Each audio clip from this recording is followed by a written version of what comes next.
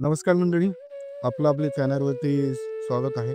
आज आपण अनुभवणार आहोत महाराजांच्या गाथेतील एक सुंदर अभंग, म्हणजे तिसरा अभंग. या सिरीजमध्ये आपण गाथेतील संपूर्ण अभंग पाहणार आहोत. तरी ही सिरीज पूर्णपणे फॉलो करा, चॅनलला सबस्क्राईब करा आणि लाईक करा. तर आज आपण अनुभवूया संत तुकाराम महाराजांनी विठुरायाला केलेली एक अतिशय प्रेमळ प्रार्थना. हा अभंग प्रार्थनापर आहे. सदा माझे डोळे जडो तुझी मूर्ती. चला तर आपण अनुभवूया. सदा माझे डोळा जडो तुझी मूर्ती, रखुमाईच्या पती सोयरिया. गोड तुझे रूप, गोड तुझे नाम, देई माझं प्रेम सर्व काळ.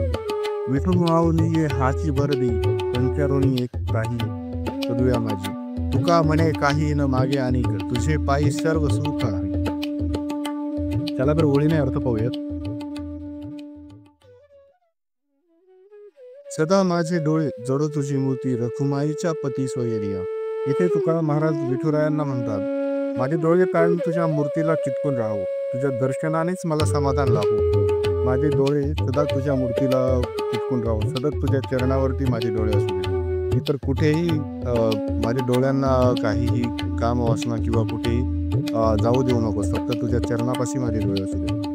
आणि आपण हे पाहतो ना, की आपल्या आयुष्यामध्ये खूप गोष्टी डोळ्यासमोर येतात, मोह, स्वप्न, चिंता. पण जर डोळे फक्त विठोबाच्या प्रेमात गुंतले तर मनात कुठलीही अस्थिरता राहत नाही. पुढे महाराज म्हणतात,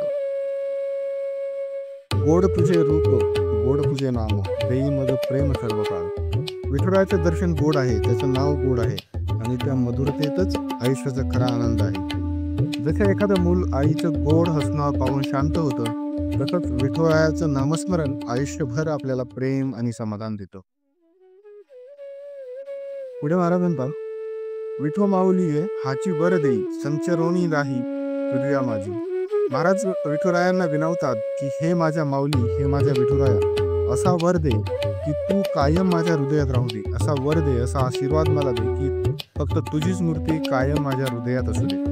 खरं तर आयुष्यात प्रत्येक वेळी कोणीतरी आपल्या सोबत असावं असं आपल्याला वाटत असतं. पण सर्व साक्षी देव जर आपल्या अंतःकरणात वास करत असेल तर कोणत्याही प्रसंगात आपण एकटे राहत नाही.